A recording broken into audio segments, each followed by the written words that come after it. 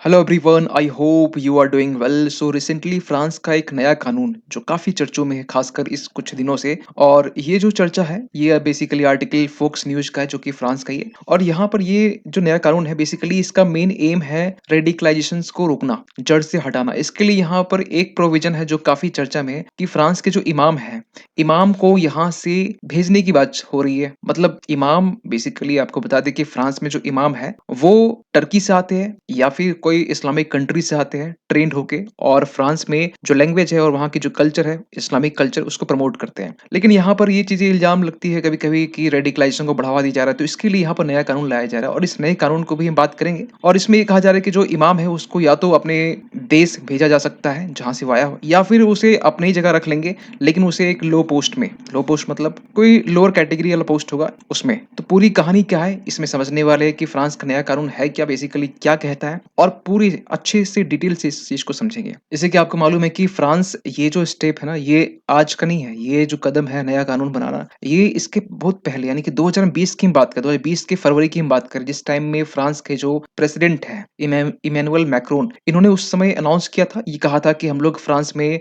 जो foreign imams हैं उसको रोकेंगे, बेसिकली जो इस्लामिक एक्सट्रीमिज्म और सेपरेटिज्म को बढ़ावा दे रहे हैं इसके लिए। और फाइनली ये कह रहे हैं कि 4 सालों के बाद में कहीं न कहीं एक हमारी विन विन सिचुएशन हुई है, या हम ये कहें पूरा विन सिचुएशन इन्हीं के साथ में है। और क्योंकि इसके रिगार्डिंग ना बहुत सारे आपको आर्टिकल्स मिल जाएंगे, और क्योंकि 2022 की घटना है, आपको मालूम है कि जो एक फ्रेंच बॉर्न इमाम थे, फ्रेंच बॉर्न ही थे, इसको मोरक्को भेज दिया गया हेट स्पीच के लिए। तो यहाँ पर ऐसे भी कानून, इसमें ऐसे प्रोविजंस है जो कहीं न कहीं फ्रेंच बॉर्न इमाम भी होगा, उसे कहीं न कहीं दूसरे कंट्री में भेज दिया जाएगा। तो कुछ ऐसे भी प्रावधान इसमें है। तो बात करते शुरुआत से, देखिए ये नया लॉ कहता क्या है। ये जो नया कानून है बेसिकली ये कहता है कि जो सोसाइटी है जिस तरीके से इस्लाम को देखती है, बस इस कानून का भी एम वही होगा कि उसी तरीके से रिफॉर्म्स किया जाएगा जिस तरीके से सोसाइटी, पूरी सोसाइटी इस्लाम को देखती है। मेन एक शब्दों में ये बोला जाए, लेकिन अगर थोड़ा सा डिटेल में जाए तो हम ये समझते हैं यहाँ पर कि इस कानून का बेसिकली मेन जो एम है वो भी है कॉम्बेट रिलीजियस एक्सट्रीमिज्म को रोकना। जो कहीं न कहीं फ्रांस अपने आप में एक सेक्युलर कंट्री है, ऐसे देश में जो सेक्युलर जो वैल्यू है उसको प्रमोट करना, और जो रिलीजियस एक्सट्रीमिज्म उसे रोकना। तो ये नया कानून क्या कहता है, देखिए ये नया कानून जो है ना,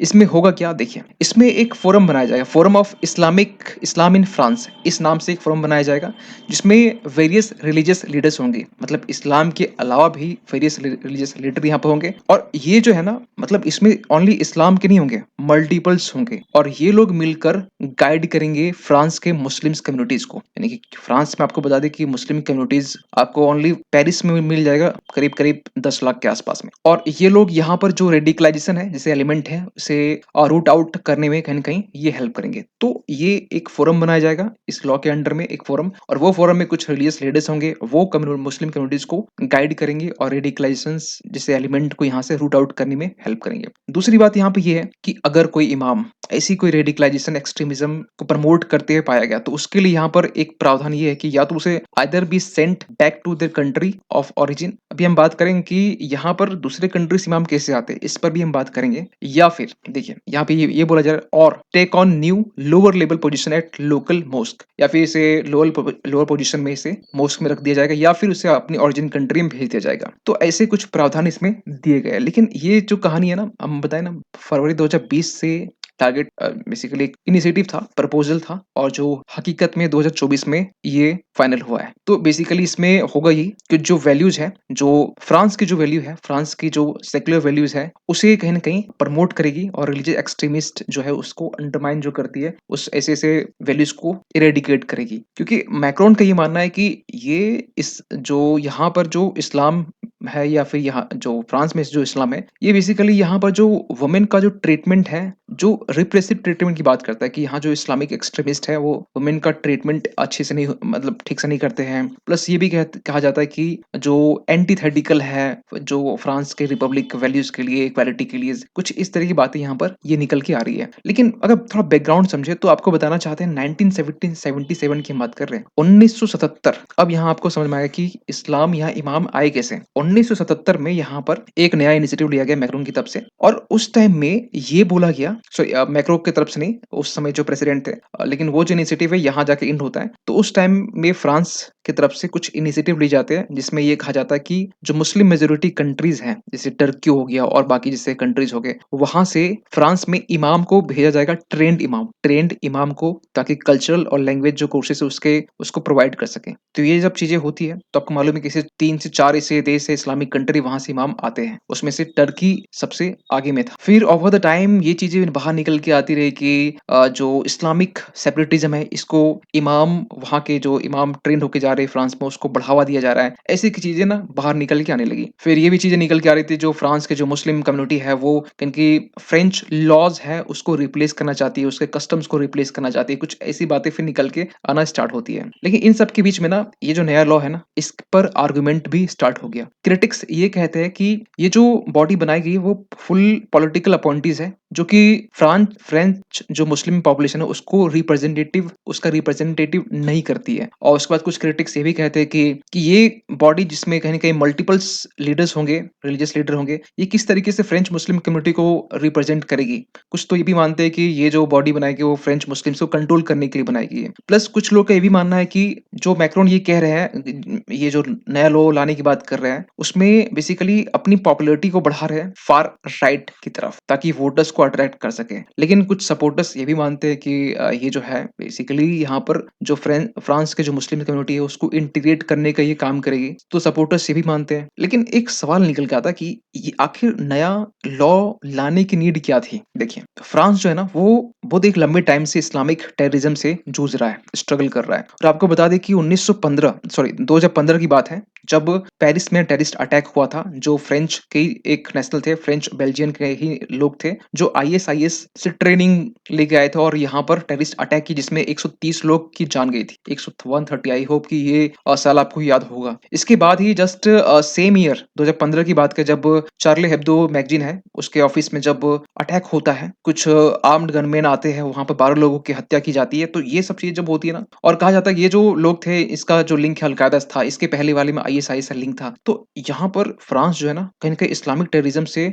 मतलब जस्ट लाइक कि इंडिया की तरह है, जो इस्लामिक टेररिज्म इंडिया में है, उस तरीके से फ्रांस में भी है। फ्रांस भी जूझ रहा है, स्ट्रगल कर रहा है। तो इसके लिए यहाँ पर फ्रांस न्यू लॉ लाने की बात कर रहा है। और फिर इन सब अटैक पे ना, वहाँ की जो जो फ्रेंच पॉपुलेशन है, फ्रेंच जो लोकल है, उनके ऊपर भी जो ना एंटी मुस्लिम सेंटीमेंट कहीं न कहीं डेवलप होते गए ओवर द टाइम। और जब ये पूछा गया कि कितने लोग रेडी है वॉलंटरली, मतलब आर्मी लोग को छोड़ के, तो यहाँ पे ऐसे 19-10 लोग यहाँ पर आगे आए, कॉमन मैन, जो इराक और सीरिया जाना चाहते हैं आईएसआई से फाइट करने के लिए। मतलब यहाँ पे कुछ इस तरीके से एंटी मुस्लिम सेंटीमेंट डेवलप हो रहे हैं, जिस तरीके से यहाँ पर अटैक होता जा रहा है, उसके कारण। लेकिन रिसेंट की हम बात करें, रिसेंट में कुछ चीजें डेवलपमेंट हुई है, जैसे कि रिसेंटली जो रिलीजियस प्लेसेस है फ्रांस में, वहां पर जब इन्वेस्टिगेशन हुआ, तो वहां पर ये देखा गया कि फ्रांस है, उनका जो एक वॉच लिस्ट है ऑफ टेररिज्म एंड रेडिकलिज्म है, वो बेसिकली ये पाया कि यहाँ पर जो रिलीजियस प्लेसेस है, वहां पे एजुकेशन के नाम पर रेडिकल थिंकिंग को प्रमोट किया जा रहा है। और 2020 की हम बात करें, तो यहाँ पर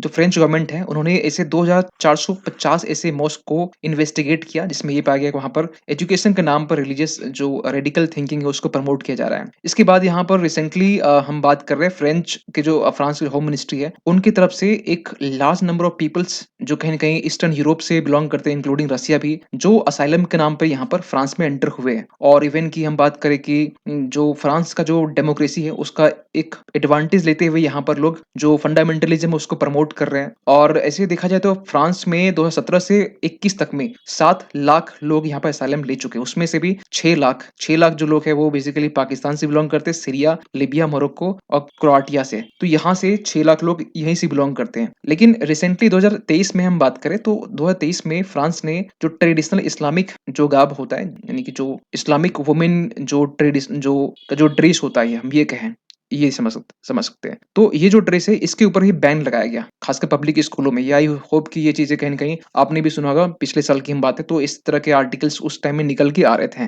कि फ्रांस में मुस्लिम्स अबायास जो इनका जो पोशाक होता है, वो उनको कहते हैं, स्पार्किंग फ्रेश सेक्युलरिज्म डिबेट। और उसके बाद में बहुत सारे जो एक प्रोटेस्ट हमें देखने को मिलता है फ्रांस के गलियों में। और इसके बाद ही कहीं-कहीं जो फ्रांस है, एक लॉ और पास करता है upholding Republican values law in 2021 2021 में इसके 2 साल पहले की हम बात कर रहे हैं। जिसमें फ्रांस की गवर्नमेंट है उसको एक ब्रॉड पावर उनको दी जाती है जिसमें वो मॉनिटर और कहीं न कहीं रिलीजियस ऑर्गनाइजेशंस को डिसॉल्व कर सकती है। और इसी में कहीं न कहीं जो अथॉरिटीज़ उनको अलाउ करती है कि जो मॉस्क में सर्विलेंस कर सकती है, चाहे मुस्लिम एसोसिएशन ही क्यों ना हो। तो ये चीज़ें कहीं न कहीं फ्रांस के लॉज़ में कहीं न कहीं ओवर द टाइम चेंजेस हमें देखने को मिलता है। सो फ्रांस के पॉपुलेशंस की बात करें मुस्लिम पॉपुलेशन तो 2019 में अकॉर्डिंग टू आईएनएसईई इसके अकॉर्डिंग जो है ना वो 2.5 मिलियन यहाँ भी है कि 25 लाख जो लोग हैं 2019 में उस वक्त जो कि इस्लाम धर्म को मानने वाले थे। और यहाँ पर कुछ नंबर्स और भी यहाँ पर निकल के आते हैं कि according to Pew Research centre